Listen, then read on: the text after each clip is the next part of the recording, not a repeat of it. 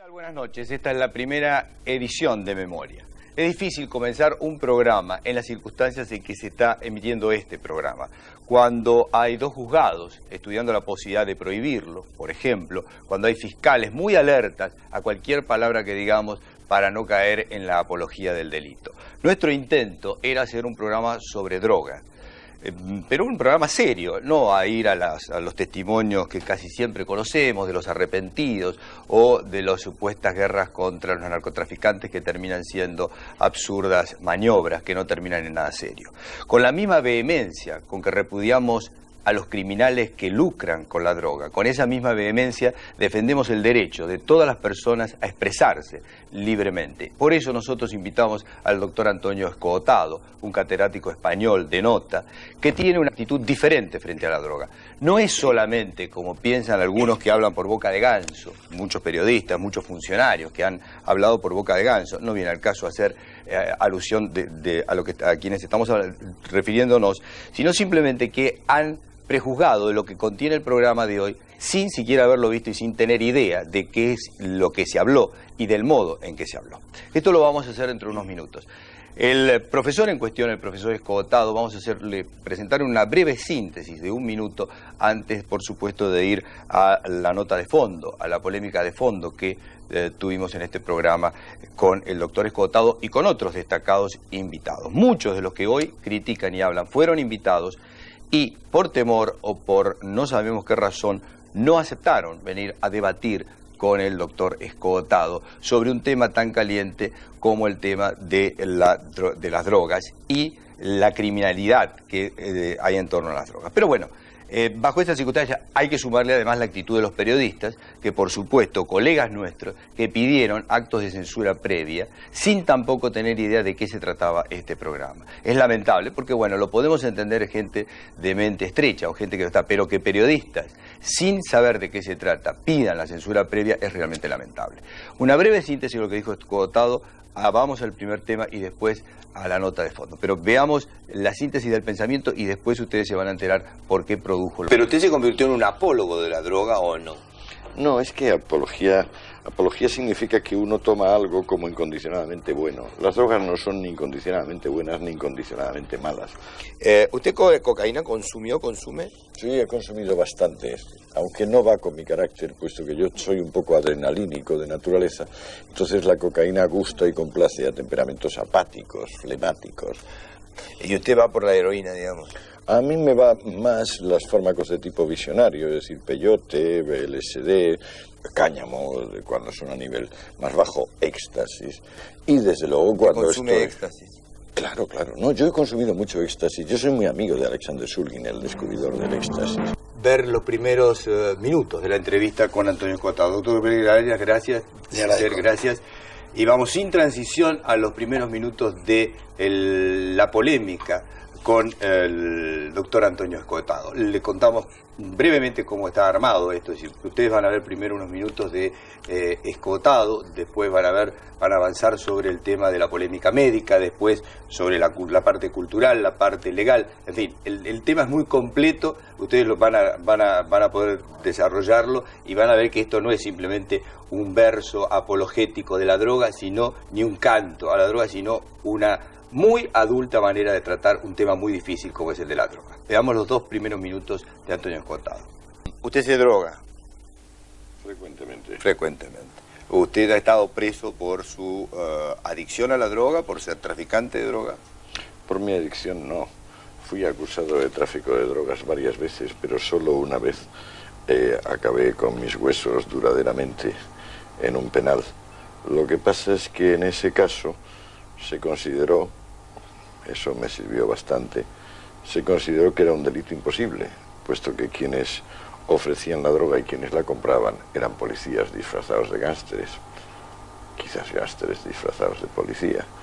Y entonces se me aplicó la atenuante muy cualificada de delito imposible, como cuando, por ejemplo, uno mata a un cadáver, le pega 3 tiros, uno tiene mala intención, pero el otro está muerto. ¿Estos policías actuaban de manera encubierta, digamos? ¿O eran integrantes de una banda realmente? No lo sé del todo. Desde luego actuaban de manera encubierta. pero es posible que fuesen también miembros de una banda. ¿Y estuvo cuántos años preso? 2 años. 2 años preso. ¿Cuándo fue la primera vez que usted empezó a consumir droga? Un poco antes de terminar la carrera, cuando se difundieron noticias, o cuando llegaron a mí, acerca de la LSD-25, que por entonces tenía un gran prestigio, estaba siendo empleada ampliamente en psiquiatría. Y entonces, claro, como el oficio de un filósofo, y en principio yo soy docente de filosofía, es narrar la relación entre ser y pensamiento, me di cuenta que la LSD tenía algo que contarme sobre hasta qué punto el pensamiento es el ser, hasta qué punto el ser es pensamiento.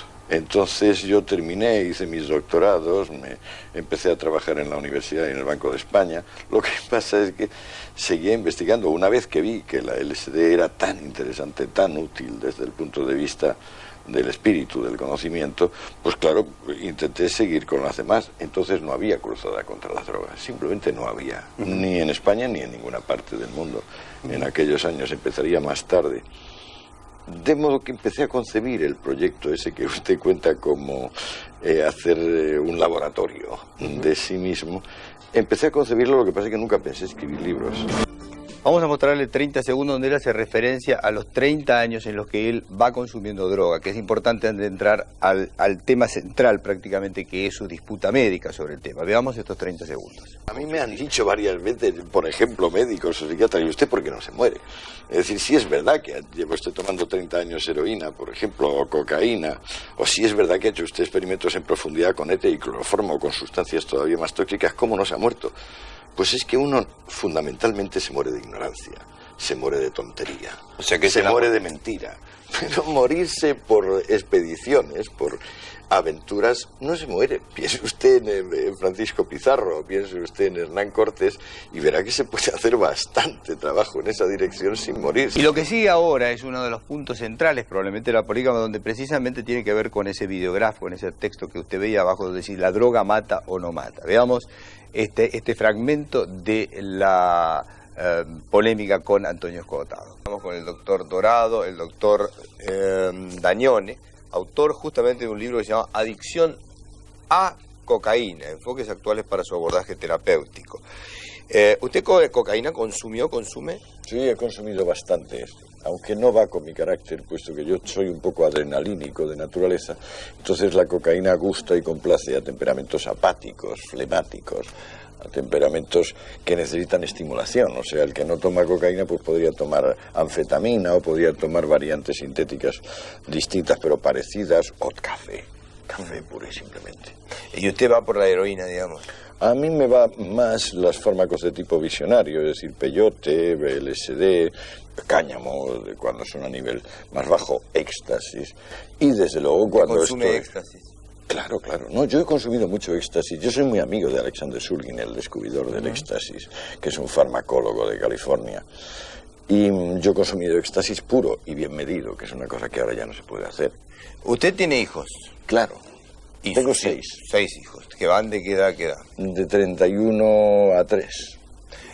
Supongo que los mayores también se drogan, toman droga, consumen, o conocen por lo menos su Yo he introducido, cada vez que cumplían 18 años, les he dicho, por favor, esperad a los 18 años. Y cuando han cumplido los 18 años, les he introducido las drogas que estaban en mi disposición y que ellos han querido. Normalmente lo que han querido es ser introducidos o a psilocibina, o a mescalina, o a LSD. ¿Usted tiene cuántos años? 54 para 55, porque cumplo el 5 de julio. Acá con los doctores, por supuesto, usted plantea, bueno, usted lo ve lúcido, entero, responde a la, digamos, al estereotipo de un hombre de 55 años y coherente, digamos. Esto es... Gracias. No, el tema tiene que ver con la parte más dura de este debate, seguramente, porque si el mensaje que hay es que la droga mata y nosotros lo mostramos a usted, hay como una contradicción. Doctor Dagnone, su experiencia con la cocaína. Bueno, la experiencia con los pacientes que consumen cocaína en ese sentido. Yo quería marcar dos aspectos que decía el doctor Escotado y que me parecen que para nosotros, que no damos respuesta a problemas filosóficos, económicos o políticos, sino que tenemos que dar respuesta a personas de carne y hueso que nos traen a pacientes muchas veces en muy mal estado. Dos generalizaciones que me parecen por lo menos peligrosas. Una, cuando se habla de la droga. Pienso que no es lo mismo hablar de la cafeína que de la cocaína. Por lo menos, si hay alguien que me tiene que asaltar para robar el auto, prefiero que haya tomado 2 cafés y no 2 rayas de cocaína, porque seguramente el gatillo puede salir dispararse mucho más fácil. Pero el punto central está en la calidad del mensaje que puede quedar desde el punto de vista científico. ¿Es mala o es buena? Ya me van a acusar de maniqueo, pero ¿mata o no mata?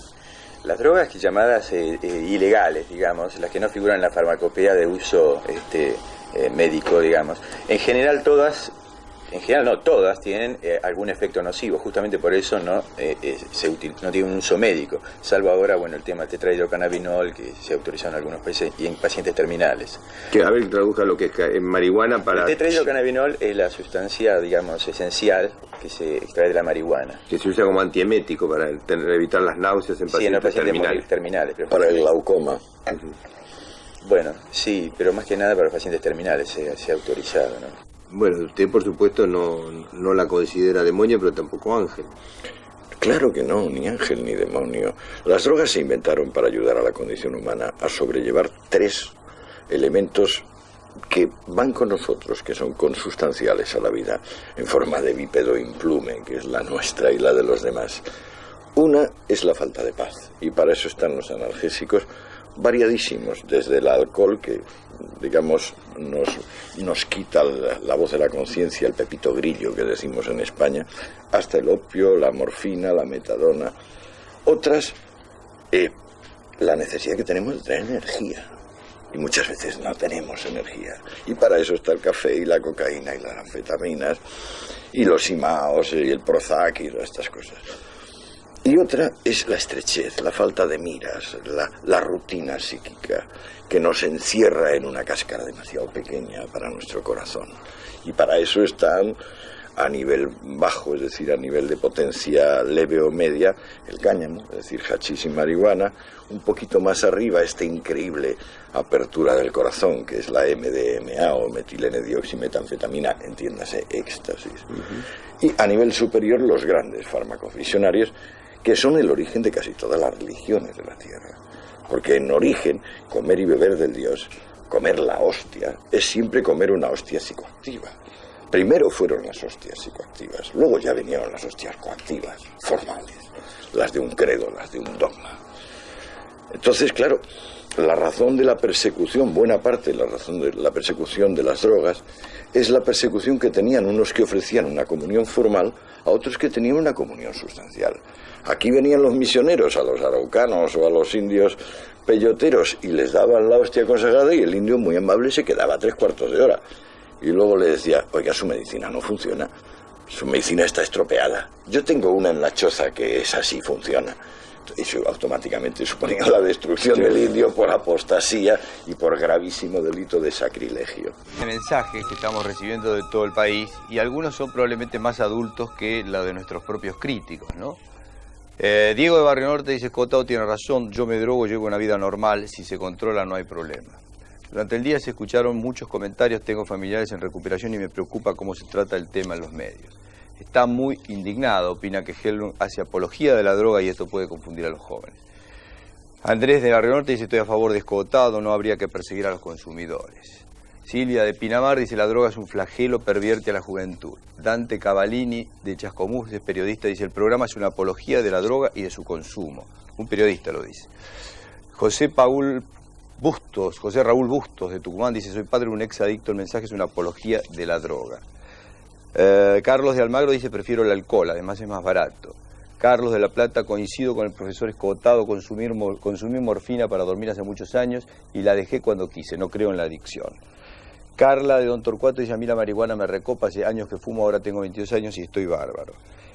Ángel de San Martín, que no es un gran periodista, pero tiene sentido buscar una transgresión por sí misma. Bueno, no es una transgresión por sí misma.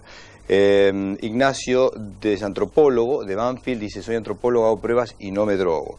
Escotado está dando muy mala imagen a los jóvenes, la droga mata. Escotado hace publicidad a la droga.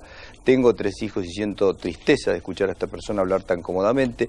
Escotado tiene razón, soy casada con hijos, trabajo, fumo marihuana, está todo bien con mi familia, dice Marcela de Orce. Por supuesto, estas primeras palabras de Escotado produjeron su reacción en el programa. Esto es lo que dijo el doctor Mastandrea cuando se grabó el programa. Y después vamos a ver la otra opinión de un invitado que tenemos hoy acá, Carlos Polimeni, periodista, que también está lo que dijo en ese momento. Vamos primero a la reacción de Mastandrea. Escuchándolo al doctor, sinceramente no me siento cómodo, tengo que ser realmente franco.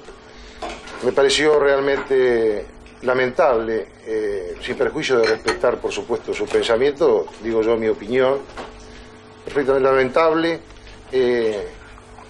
endiosar a la droga de esta manera, teniendo en cuenta lo que han dicho los profesionales que nos tuvieron anteriormente del perjuicio y del daño que eso ocasiona, del efecto hacia el individuo y hacia la sociedad que lo rodea. Y realmente el pensamiento filosófico del doctor y la investigación del doctor no me llega a satisfacer, y creo yo, y me quiero imaginar a la audiencia que hoy está escuchando este programa, si puede realmente aceptar de que alguien pueda hacer entrar a sus hijos en este calvario que es el tema de la droga, al margen de que él diga que la droga en sí misma no es tan perjudicial o que no es tan mala, y que todo depende del enfoque que se le haya dado, del enfoque que se haya dado desde el punto de vista político, desde el punto de vista económico y demás. Perdóneme que usted ha expresado mal. Entonces le voy a pedir que me permita disentir con usted y decir realmente que no puedo aceptar, y no por el hecho de que yo señale que la droga en sí misma, la droga es mala, y quienes dicen que consumir droga no es malo, es tan malo como la droga, y ocasiona un perjuicio a la sociedad y al ser humano tan malo como la propia droga. Entonces, quien quiera venir hoy a decirme, o a decirnos a la comunidad argentina, venga de donde venga, y haya escrito los libros que haya escrito, discúlpeme mi franqueza, de ninguna manera puedo aceptar tranquilamente y pacíficamente de que le digan a mi juventud, de mi país, a mi país, de que esto es absolutamente bueno, de que no es malo, y los únicos que han transformado en diabólico la droga son aquellos que están metidos en el negocio de la droga. Polimeni, sobre los dichos de Escotado, dijo esto. Mira, me parece que estamos recibiendo a Antonio Escotado, que creo que es un honor, en un país en que existe una especie de dictadura de la salud, de la belleza, del optimismo, aún por decreto, hasta irse a dormir temprano por decreto en la provincia de Buenos Aires. Y que me parece que una sociedad y los derechos civiles de una sociedad implican el derecho a la libre experimentación, por ejemplo, a la enfermedad propia, si crees, el derecho al suicidio, incluso. A mí me parece que hay un mundo que es el mundo del arte, de la cultura en general, nada más alejado de los comisarios y los médicos que este mundo, en que la abolición de la diferencia entre lo público y lo privado es una constante. ¿Por qué? Porque un artista muestra su mundo privado, su mundo individual y su mundo creativo a los ojos del público. Sin los paraísos artificiales, sin el consumo de sustancias que pueden ser consideradas tóxicas, no existiría en la historia de la humanidad ni Freud, ni Van Gogh, ni Charlie Parker, ni Baudelaire, ni Verlaine, ni Rimbaud, ni Charlie García, ni Luca Prodan, ni Troilo, ni Goyeneche, ni Janis Joplin, ni Jimi Hendrix, ni Andrés Calamaro, ni Allen Ginsberg, ni Kerouac, y podríamos seguir la lista, ni Platón, horas, ¿no? Entonces, desde ¿la relación es inevitable entre arte y droga? No es inevitable, no es inevitable. Capacidad intelectual y droga tiene que ser un sinónimo. Bueno, pero Charlie Parker le decía a sus músicos, no tomen droga porque yo la tomo, porque tomar droga no te lleva a tocar mejor. Tocas mejor si trabajás en eso, pero privarte de tomar droga porque el comisario, la policía, la medicina, la dictadura de la salud, en definitiva, lo está amenazando con eso, a mí me parece pecaminoso. O sea, yo no tomo drogas, tomo algunas drogas actualmente, y son de las más livianas. Café, nicotina, pruebo marihuana si tengo ganas, puedo tomar cocaína, no sé, cafeína en grado importante, pero estoy dispuesto a luchar y a defender el derecho que puede tener cualquier otro de tomar la droga que quiere, siempre y cuando solo afecte a su salud, si es que la afecta, o su ánimo. Estábamos hablando acá con Polimeni que la reacción que ha producido esto, y creo que tiene razón, es porque este debate nunca se ha hecho. Sí, a mí me parece clarísimo que un programa como este en la televisión argentina es insólito, es un gesto de valentía. Y también que muchas veces la sociedad atrasa, ¿no? Yo te pondría como ejemplo 2 visitas de intelectuales europeos anteriores. Humberto Eco en un caso cuando dijo que el fútbol mirado por televisión solamente es como una masturbación. O Oriana Fallaci cuando habló del enano fascista que los argentinos tenemos adentro mucho más allá de lo que nosotros pensemos. Produjeron oleadas de estupor, indignación, gente llamando a los teléfonos de los canales de televisión, comentarios de periodistas, pero con el tiempo tal vez mucha gente se dio cuenta de que estas personas estaban diciendo cosas que valían la pena ser analizadas. Escotado, ¿qué está diciendo? Básicamente acá está diciendo, primero, es posible despenalizar la droga. Segundo, la droga no siempre es mala, y ofrezco mi propio testimonio, mi cuerpo, mi laboratorio como ejemplo. Tercero, en todo caso pero tampoco dice que es buena. No siempre Por eso es mala. te digo que hay muchos mensajes, incluso ahora cuando vamos a ver la parte de la guerra con el narcotráfico, es ahí donde probablemente más claro se exprese cuál es el pensamiento de Escotado sobre ese tema. Y tercero, discutamos en todo caso, es un tema que podemos discutir. Y cuarto, el crimen de la droga empieza por su prohibición, que fomenta el narcotráfico, que hace morir a las personas que consumen de droga mala. Y parece que hay gente que yo diría que son los patrulleros de la cultura, los patrulleros de la moral ajena, que no quieren que de este tema siquiera se hable, no soportan la discusión. Por eso yo dije al principio que con la misma vehemencia con que repudiamos todo lo que tenga que ver con la criminalidad de la droga, repudiamos también a los que no dejan plantear otras posiciones, porque esto es absurdo, hablar de que es apología de la droga, de que esto no es apología, esto es discutir un tema que está en la sociedad y que está en todos los livings de las casas en este momento. Te aporto un dato Déjame hacer una pausa. Sí. Ok, no te iba a decir que la gente confunde discutir de droga con la drogadicción. O con la apología de la droga. O con la apología. Cuando hablamos del alcohol, no hablamos del alcohólico, hablamos del alcohol. Cuando hablamos de la droga, hablamos de la droga, no del drogadicto perdido. Y me parece que la gente en eso se confunde. No hablemos ni siquiera de la droga.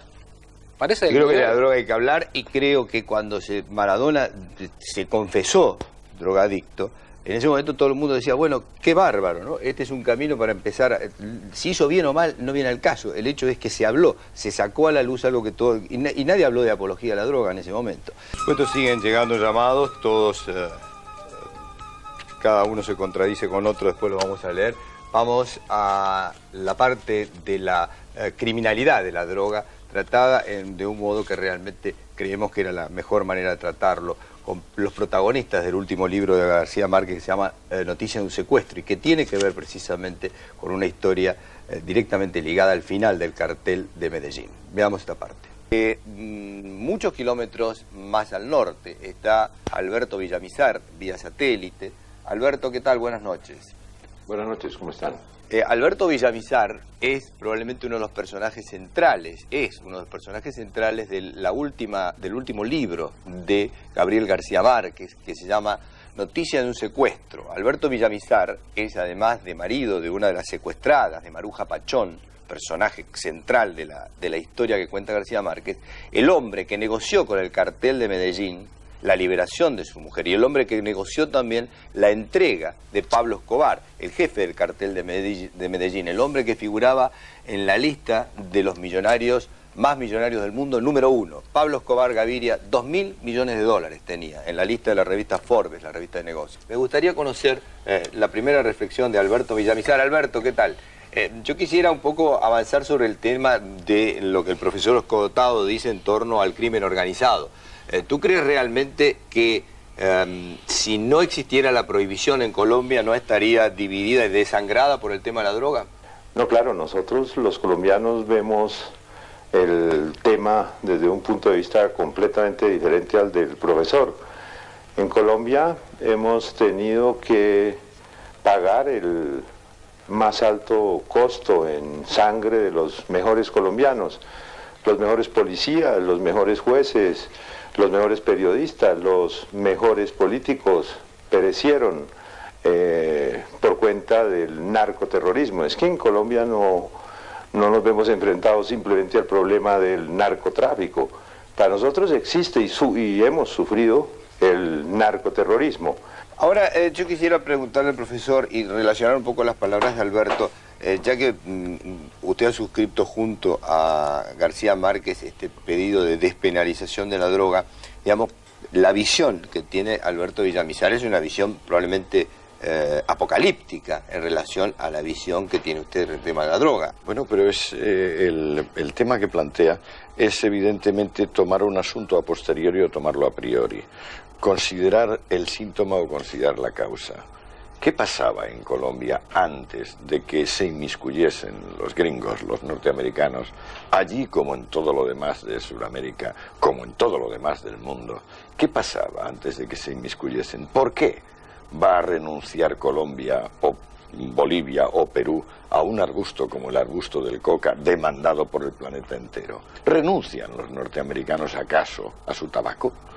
¿Renuncian la Unión Norteamericana de Destiladores a su alcohol? ¿Qué opinarían los Estados Unidos si ahora viniese una racia de países islámicos a rociar con napalm las instalaciones de Jack Daniels o de las compañías tabaqueras de Virginia, de Liggett & Myers? ¿Qué opinarían?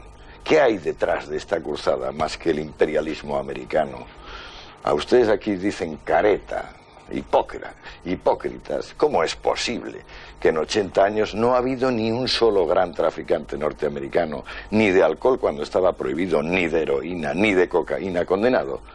Que tienen que buscarse unos robacoches como los pobres Escobar o los Ochoa para encarnar el gran mal que ellos mismos han creado. Alberto, ¿usted coincide con esa visión? Y Pablo Escobar no era un pobre robacoches. Los colombianos que lo sufrimos sabemos la clase de peligro que significaba enfrentarlo. Seguramente el profesor nunca enfrentó este robacoches, pero es uno de los criminales más peligrosos del mundo. Y en Colombia lo enfrentamos, le repito, no porque vendiera cocaína, hubiera utilizado esos procedimientos para vender Biblias, hubiéramos tenido que enfrentarlo de la misma manera. Alberto, tenemos en otro lado de la línea a Maruja, tu mujer, que está en París en estos momentos. Maruja, ¿qué tal? Buenas noches. Buenas noches, ¿cómo está? Un saludo muy especial. Bueno, puedes también saludar a tu marido que te está en este momento escuchando, aunque nosotros lo estamos viendo a él. Sí, Alberto. ¿Qué onda, Inés? ¿Cómo le va? Tú sabes, Maruja, que le estaba contando a tu marido que en estos momentos tanto tu nombre como el de tu marido se han convertido en nombres casi populares a cierto nivel en la Argentina, porque el libro de García Márquez, Noticia de un secuestro, ha sido un éxito fenomenal.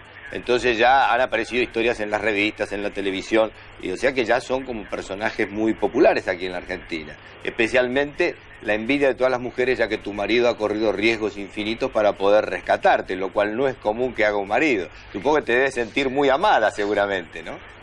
Muy orgullosa y muy contenta, y además me complace muchísimo que haya tenido este éxito el libro en Argentina, porque para Colombia, como lo planteaba Alberto hace un momento, es muy importante que exista un documento histórico que le muestre al mundo entero la lucha tan dura que ha tenido Colombia contra el narcotráfico.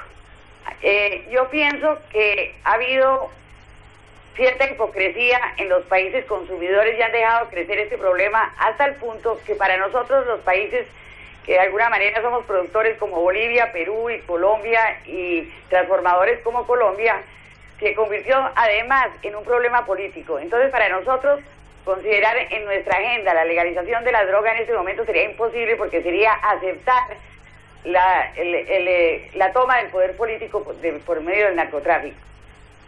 Yo creo que se sabe que internacionalmente esto ha llegado a unas dimensiones que ya en los narcodólares son tan importantes como los petrodólares, y entonces no podemos... Acá el profesor Escotado quería hacerte alguna reflexión, porque puso gesto cuando tú dijiste que tomaban el poder político.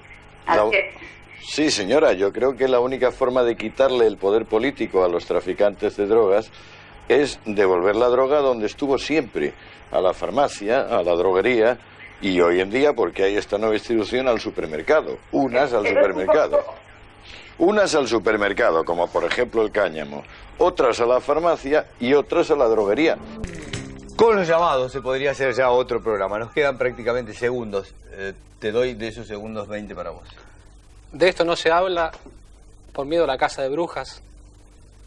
No hablamos para que no nos casen, como en la Edad Media, y bien plantea Escotado en sus libros, cazaban a los acusados de magia. Segundo, ¿quiénes son los interesados en que no se hable? Yo creo que los narcotraficantes. A los narcotraficantes les conviene la ignorancia, el desconocimiento y el silencio sobre estos temas. Claro, después los chicos se mueren de ignorancia. Tercero, los chicos. ¿Qué hacemos con nuestro hijo? Con nuestros hijos. ¿Les explicamos, hablamos con ellos? ¿Les informamos por televisión, por los medios? ¿Debatimos o dejamos que los informe la calle? No hay ninguna duda que si la televisión no sirve para eso, no sirve para otra cosa. Yo coincido plenamente en esto, creo que de eso hay que hablar. Uno de los objetivos de este programa desde siempre fue que cada vez que terminaba el programa, la sensación que teníamos que tener nosotros y ustedes es que alguna por lo menos idea nueva se agregaba a su mente, o por lo menos algún tema de debate. Hoy, sin ninguna duda, se ha instalado un tema de debate desde otro ángulo con el tema de la droga. No es solamente el tema de despenalizar o no, no es solamente el tema de consumir o no. Estamos frente a un fenómeno gravísimo de nuestro tiempo. Ustedes saben que el auge de las armas y las drogas ha modificado esta sensación de violencia que nosotros tenemos hoy en la sociedad. Si de eso no hablamos y creemos que simplemente con la policía lo vamos a combatir, estamos totalmente equivocados. Insistimos también en lo que decíamos al comienzo, con el mismo repudio que nos merecen aquellos que lucran con la muerte y con la enfermedad que puede ser la droga, con esa misma vehemencia defendemos la libertad de opinión de todos y cada uno de los ciudadanos de este país y de cualquier otra parte del mundo que nos puedan abrir un poco la cabeza. Este ha sido prácticamente el objetivo de este programa. Por supuesto, vamos a continuar en nuestra segunda edición con este tema y darle cabida a este mosaico de opiniones que realmente es impresionante, algunos muy críticos, otros muy elogiosos, algunos casi que avergüenzan por el contenido de censura, y otros porque realmente nos enorgullece tenerlos como audiencia. Pero esta es la realidad. Gracias, Carlos. Tu contrincante de hoy no vino. Muchísima gente no quiso venir porque dice, después nos van a citar como testigos a la justicia cuando secuestren este programa. Es muy probable que no lo secuestren y no pase de ser solo una amenaza, porque creo que estamos creciendo absolutamente en todo.